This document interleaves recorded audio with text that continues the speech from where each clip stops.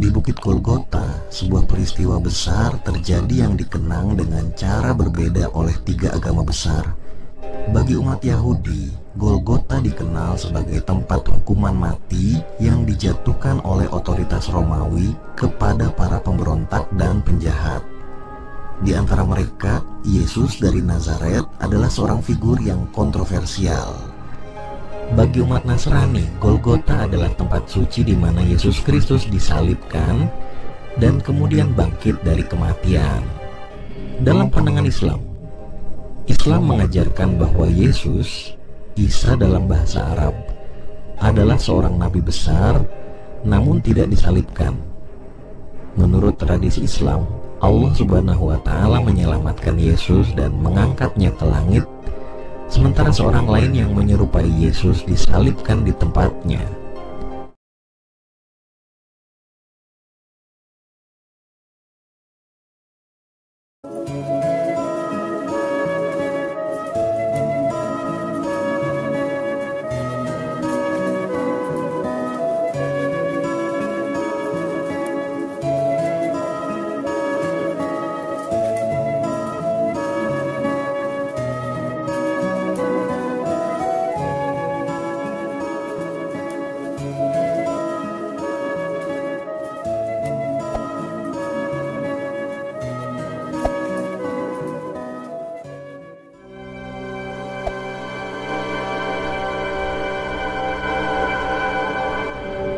Di zaman dahulu kala, dalam wilayah yang kini kita kenal sebagai Palestina, terdapat sebuah bukit yang disebut Bukit Golgota. Bukit ini dalam tradisi Kristen dikenal sebagai tempat penyaliban Yesus Kristus. Namun, dalam pandangan Islam, ada kisah yang berbeda tentang peristiwa yang terjadi di sana yang memberikan perspektif lain mengenai kejadian tersebut. Dalam tradisi Islam, Nabi Isa adalah seorang nabi yang diutus oleh Allah Subhanahu wa Ta'ala untuk membawa petunjuk dan kebenaran kepada Bani Israel. Isa dikenal sebagai sosok yang penuh mukjizat sejak kelahirannya hingga berbagai keajaiban yang ia lakukan, seperti menyembuhkan orang sakit dan menghidupkan orang mati dengan izin Allah Subhanahu wa Ta'ala. Dakwah Isa mendapatkan banyak pengikut, tetapi juga memancing kebencian dan permusuhan dari para pemimpin agama dan penguasa saat itu. Ketika Isa semakin terkenal dan pengaruhnya semakin besar, para pemimpin Yahudi merasa terancam. Mereka menganggap ajaran Isa sebagai ancaman terhadap kekuasaan dan pengaruh mereka. Oleh karena itu, mereka berencana untuk menangkap dan menyalibnya. Rencana tersebut mencapai puncaknya ketika mereka berhasil mempengaruhi otoritas Romawi untuk menangkap Isa. Namun, Allah Subhanahu wa Ta'ala memiliki rencana lain untuk nabinya. Dalam Al-Quran disebutkan bahwa Isa tidak disalib, melainkan Allah Subhanahu wa Ta'ala menyelamatkannya dengan cara mengangkatnya ke langit. Surah An-Nisa ayat 157 hingga 158 menyatakan, "Dan karena ucapan mereka, sesungguhnya kami telah membunuh Al-Masih, Isa putra Maryam, Rasul Allah Subhanahu wa Ta'ala. Padahal mereka tidak membunuhnya dan tidak pula menyalibnya. Tetapi yang mereka bunuh ialah orang yang diserupakan dengan Isa bagi mereka. Sesungguhnya orang-orang yang berselisih paham tentang pembunuhan Isa benar-benar dalam keraguan-raguan tentang yang dibunuh itu. Mereka tidak mempunyai keyakinan tentang siapa yang dibunuh itu, kecuali mengikuti persangkaan belaka. Mereka tidak pula yakin bahwa yang mereka bunuh itu adalah Isa, tetapi yang sebenarnya Allah Subhanahu wa Ta'ala telah mengangkat Isa kepadanya, dan adalah Allah Subhanahu wa Ta'ala Maha Perkasa lagi Maha Bijaksana." Umat Islam di seluruh dunia meyakini bahwa sesungguhnya Isa putra Maryam adalah seorang nabi yang diutus oleh Allah Subhanahu wa Ta'ala kepada Bani Israel. Dan ingatlah ketika Isa ibnu Maryam berkata, "Hai Bani Israel, sesungguhnya aku adalah utusan Allah Subhanahu wa Ta'ala kepadamu, membenarkan kitab sebelumku, yaitu Taurat, dan memberi kabar gembira dengan datangnya seorang Rasul yang akan datang sesudahku, yang namanya Ahmad Muhammad." Quran Surat Asy-Syaff ayat 6. Kepadanya diberikan berbagai mukjizat, diantaranya membuat burung dari tanah, menyembuhkan orang buta dan penyakit kusta, serta menghidupkan orang mati dengan izin Allah Subhanahu wa Ta'ala. Dengan berbagai mukjizat itu, Isa alaihissalam mengajak umatnya agar beriman kepada Allah Subhanahu wa Ta'ala. Menurut sebagian ulama, Isa berdakwah di daerah Al-Jalil, Galilea. Lihatlah buku Atlas Sejarah Nabi dan Rasul karya Sami bin Abdullah Al-Maghluj. Namun sayangnya, hanya sedikit yang beriman kepada Allah Subhanahu wa Ta'ala. Parahnya lagi, berbagai kemukjizatan Isa yang mampu berbicara kepada manusia sejak masih bayi malah dianggap sebagai anak Tuhan. Padahal Allah Subhanahu wa Ta'ala tidak punya anak dan tidak pula diperanakan. Quran Surat Al-Ikhlas ayat 1-4. Kaum Yahudi lantas memintanya untuk menunjukkan mukjizat yang dapat memperkuat dan membenarkan dakwahnya. Maka Isa pun menunjukkan bukti kemukjizatan pada mereka. Sayangnya, kemukjizatan itu tak juga membuat mereka beriman kepada Allah Subhanahu wa Ta'ala. Ketika Nabi Isa merasakan kekufuran dan keingkaran Bani Israel, lalu Isa berangkat menuju Baitul Maqdis pada hari raya umat Yahudi. Orang-orang di sekitarnya kemudian berkumpul. Kejadian itu membuat marah para pendeta Yahudi hingga mereka membuat berita dusta tentang Isa kepada penguasa Romawi, Raja Pilatus, pengganti Herodes di Palestina. Sang raja kemudian meminta mereka untuk mengadili dan menghukum Isa.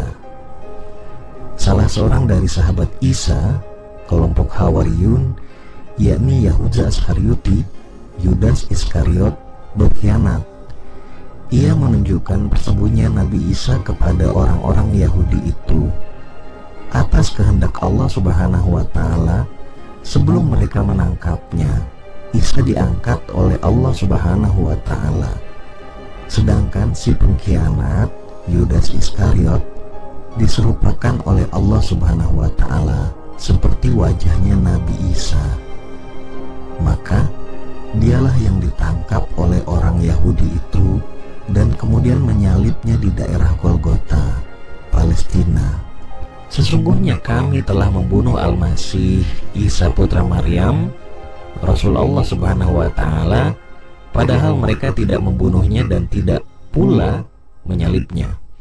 Tetapi yang mereka bunuh ialah orang yang diserupakan dengan Isa bagi mereka. Sesungguhnya orang-orang yang berselisih paham tentang pembunuhan Isa benar-benar dalam keraguan-raguan tentang yang dibunuh itu. Mereka tidak mempunyai keyakinan tentang siapa yang dibunuh itu, kecuali mengikuti persangkaan belaka. Mereka tidak pula yakin bahwa yang mereka bunuh itu adalah Isa. Quran Surat An-Nisa ayat 157. Berdasarkan keterangan ayat tersebut, sesungguhnya orang-orang yang membunuhnya itu masih berselisih paham. Benarkah yang mereka salib itu Isa putra Maryam ataukah orang lain? Namun, karena kebekuan hati mereka yang telah sesat, mereka menganggap bahwa Nabi Isa lah yang mereka salib. Padahal sesungguhnya yang mereka salib adalah pengkhianat Isa yang telah diserupakan wajahnya oleh Allah Subhanahu wa Ta'ala. Matius mengisahkan proses penyaliban itu. Maka sampailah mereka di suatu tempat yang bernama Golgota, yaitu Gunung Tengkorak. Lalu mereka memberi dia minum anggur bercampur empedu.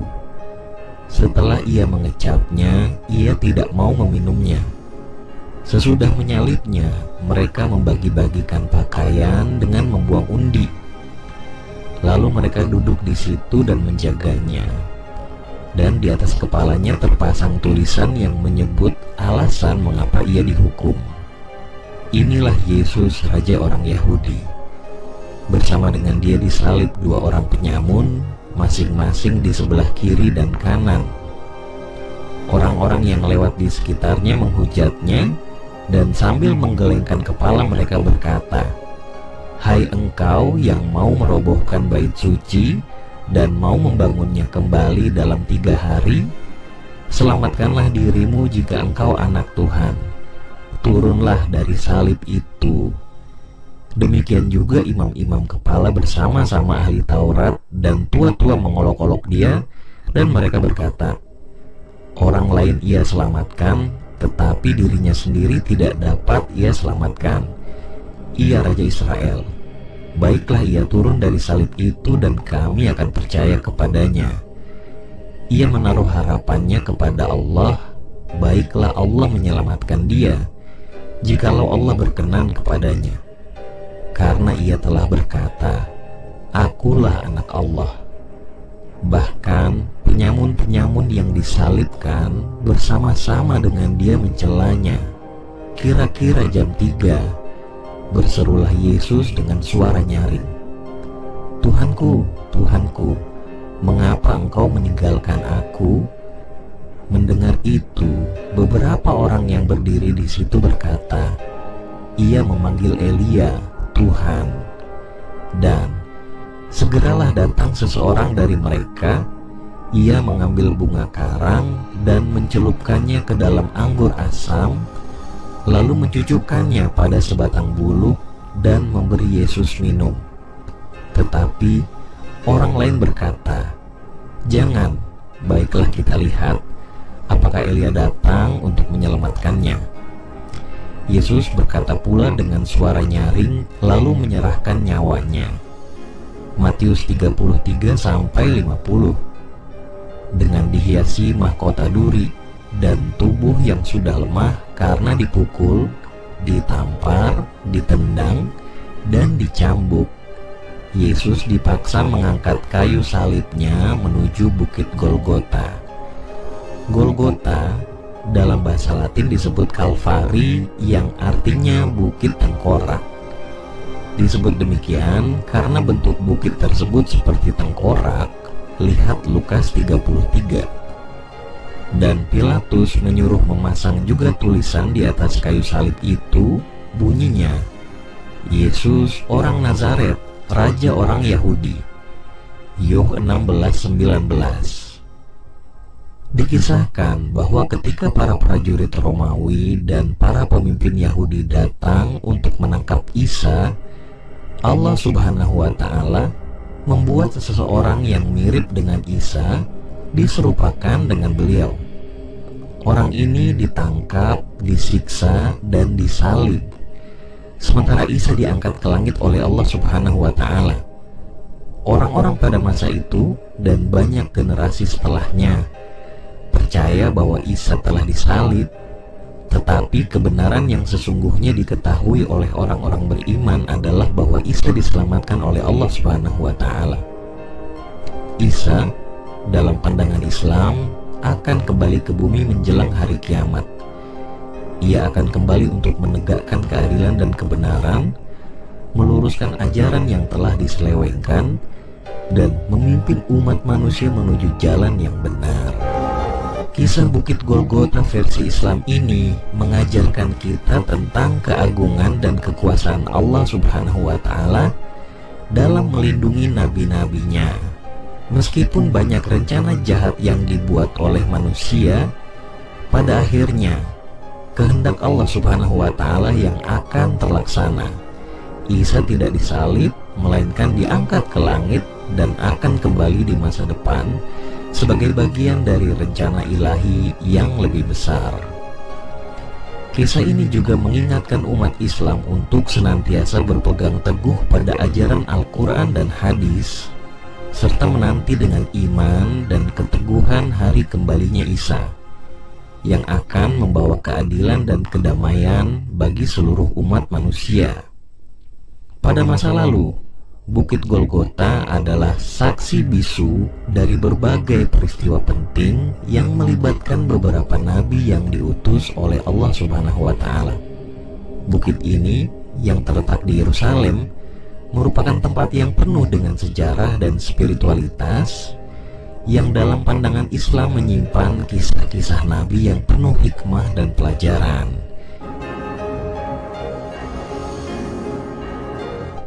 Nabi Ibrahim adalah salah satu nabi yang kisahnya sangat berpengaruh di Bukit Golgota. Sebagai bapak dari para nabi, Ibrahim dikenal karena keteguhan imannya kepada Allah Subhanahu wa Ta'ala. Dalam kisahnya, Ibrahim membawa putranya Ismail ke sebuah tempat yang sangat dekat dengan Bukit Golgota. Di sana, Allah Subhanahu wa Ta'ala menguji keimanannya dengan memerintahkan untuk mengorbankan putranya. Namun, Allah Subhanahu wa Ta'ala kemudian menggantikan Ismail dengan seekor domba, menunjukkan kebesaran dan rahmat-Nya. Kisah pengorbanan ini mengajarkan tentang keikhlasan dan kepatuhan total kepada perintah Allah Subhanahu wa Ta'ala.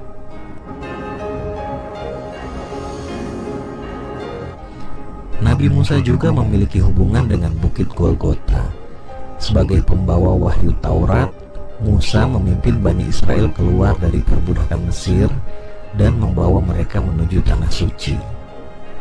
Selama perjalanan mereka, Musa menerima wahyu dari Allah Subhanahu wa Ta'ala di Gunung Sinai, yang lokasinya tidak jauh dari Bukit Golgota. Perjalanan Musa dan perjuangannya untuk membebaskan Bani Israel adalah kisah tentang keberanian, kesabaran, dan keteguhan iman.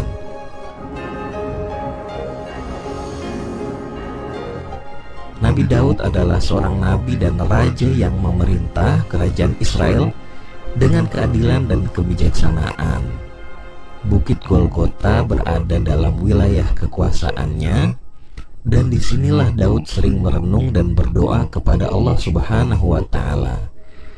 Daud dikenal karena psalm-psalmnya yang penuh dengan pujian dan doa kepada Allah Subhanahu wa Ta'ala, yang menunjukkan hubungan dekatnya dengan Sang Pencipta. Pemerintahan Daud adalah masa keemasan bagi Bani Israel, di mana keadilan dan kedamaian ditegakkan.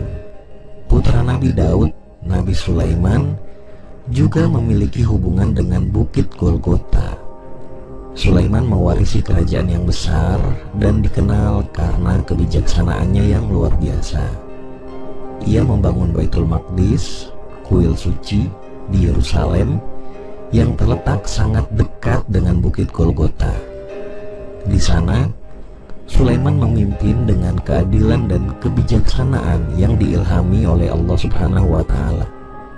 Kuil Sulaiman menjadi pusat ibadah dan simbol kejayaan Bani Israel. Di balik gemerlap sejarah Bukit Golgota, terdapat jejak para raja yang pernah hidup dan memerintah di wilayah sekitarnya. Bukit ini tidak hanya menjadi saksi bisu dari peristiwa spiritual, tetapi juga dari intrik politik dan kekuasaan yang melibatkan berbagai raja.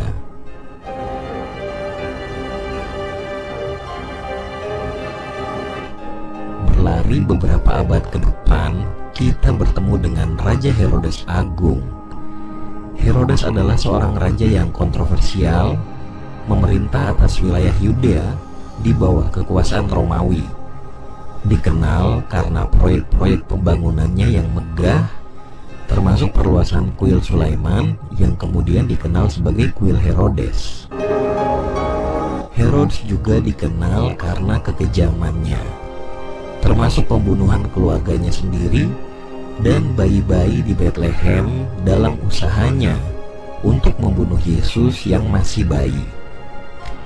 Bukit Golgota pada masa Herodes menjadi bagian dari lanskap politik yang penuh intrik dan kekejaman. Pontius Pilatus.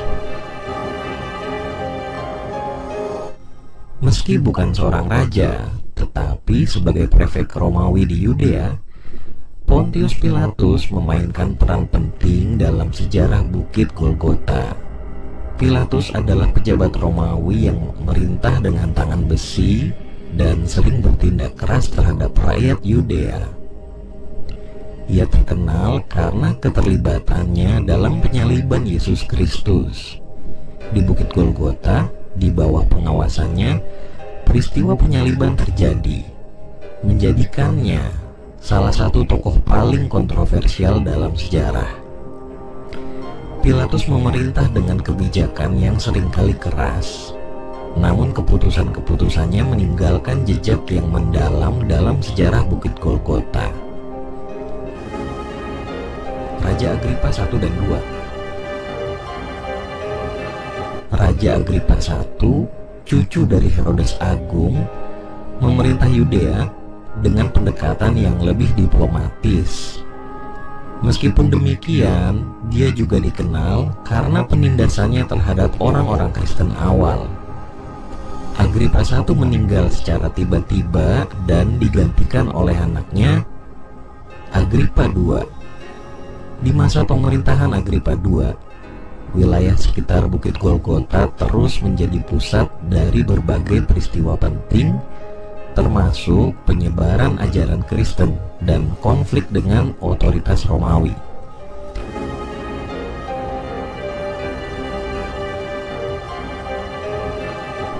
Pada suatu pagi yang suram, langit yang biasanya cerah di Yerusalem berubah menjadi kelam.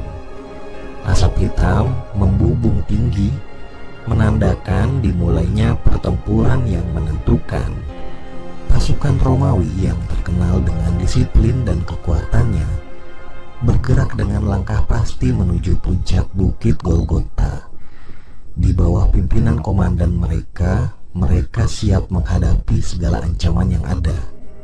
Di sisi lain, pasukan pemberontak Yahudi yang jumlahnya jauh lebih sedikit, namun dipenuhi semangat juang yang membara, bertahan mati-matian. Mereka tahu bahwa pertempuran ini adalah kesempatan terakhir untuk mempertahankan tanah mereka dari penjajah Romawi. Dengan senjata seadanya dan tekad yang kuat, mereka bersiap menghadapi musuh yang jauh lebih kuat. Pertempuran pun dimulai dengan suara dentingan pedang dan teriakan perang yang memekakkan telinga. Kedua belah pihak bertarung dengan penuh keberanian. Darah bercucuran di tanah berbatu Golgota. Sementara itu, angin yang berhembus kencang membawa bau darah dan mesiu, menambah kekelaman suasana. Di tengah kekacauan itu, seorang prajurit muda dari pasukan pemberontak bernama Ezra berusaha untuk melindungi keluarganya yang berada di desa terdekat. Dengan hati penuh keberanian, dia maju melawan prajurit Romawi yang lebih berpengalaman. Meskipun tubuhnya penuh luka, semangat juangnya tidak pernah padam. Namun, sekuat apapun perlawanan yang diberikan, pasukan Romawi akhirnya berhasil memukul mundur pasukan pemberontak. Mereka menguasai puncak Bukit Golgota dan menancapkan bendera kekaisaran Romawi sebagai tanda kemenangan. Di tengah reruntuhan dan tubuh-tubuh yang bergelimpangan, peperangan ini meninggalkan luka mendalam bagi semua yang terlibat. Ezra, dengan sisa-sisa tenaganya, kembali ke desanya. Dia membawa kabar kekalahan, namun juga semangat perjuangan yang tak akan pernah padam. Peperangan di Bukit Golgota menjadi simbol perlawanan dan keberanian. Meskipun berakhir dengan kekalahan, namun semangat juang para pejuang tidak pernah hilang. Seiring berjalannya waktu, Golgota tetap dikenang sebagai tempat penuh sejarah dan peristiwa dramatis. Peperangan yang pernah terjadi di sana menjadi pengingat bahwa keberanian dan semangat juang adalah hal yang paling berharga, meskipun menghadapi musuh yang lebih kuat dan berbahaya. Di Bukit Golgota, sebuah peristiwa besar terjadi yang dikenang dengan cara berbeda oleh tiga agama besar, Yahudi, Nasrani, dan Islam. Setiap agama memiliki narasi sendiri yang memperkaya sejarah dan makna tempat tersebut. Versi Yahudi. Bagi umat Yahudi, Golgota dikenal sebagai tempat hukuman mati yang dijatuhkan oleh otoritas Romawi kepada para pemberontak dan penjahat. Di antara mereka, Yesus dari Nazaret adalah seorang figur yang kontroversial. Yesus dianggap telah melanggar hukum Yahudi dan menantang otoritas para pemuka agama. Namun, banyak dari kaum Yahudi pada masa itu melihatnya sebagai seorang guru dan nabi yang memiliki pengikut setia. Peristiwa di Golgota dianggap sebagai tragedi, di mana seorang tokoh karismatik menderita akibat ketegangan politik dan religius pada masa itu. Bagi umat Nasrani, Golgota adalah tempat suci di mana Yesus Kristus disalibkan dan kemudian bangkit dari kematian. Peristiwa ini merupakan inti dari iman Kristiani yang percaya bahwa melalui kematian dan kebangkitannya, Yesus menebus dosa umat manusia. Pada suatu Jumat Agung yang kelam, Yesus memikul salibnya menuju puncak Golgota, di mana ia disalibkan di antara dua penjahat. Meskipun menderita kesakitan yang luar biasa, Yesus berdoa bagi mereka yang menyalibkannya dan menyerahkan nyawanya kepada Tuhan. Pada hari ketiga setelah kematiannya, Yesus bangkit dari kubur, membawa harapan baru bagi umat manusia akan kehidupan kekal. Dalam pandangan Islam, Golgota juga dikenal sebagai tempat peristiwa penting, namun dengan narasi yang berbeda. Islam mengajarkan bahwa Yesus, Isa dalam bahasa Arab, adalah seorang nabi besar, namun tidak disalibkan. Menurut tradisi Islam, Allah Subhanahu wa Ta'ala menyelamatkan Yesus dan mengangkatnya ke langit, sementara seorang lain yang menyerupai Yesus disalibkan di tempatnya.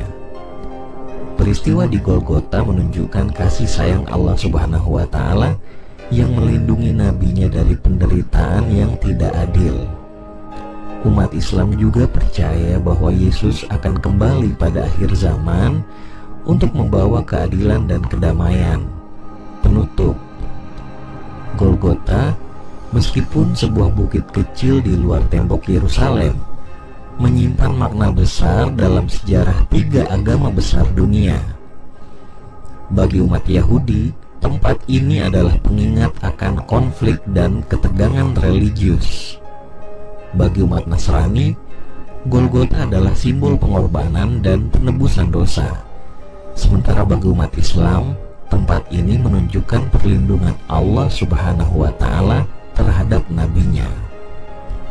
Meskipun memiliki pandangan yang berbeda, ketiga agama tersebut sepakat bahwa peristiwa di Golgota memiliki dampak mendalam dan abadi bagi sejarah spiritual umat manusia.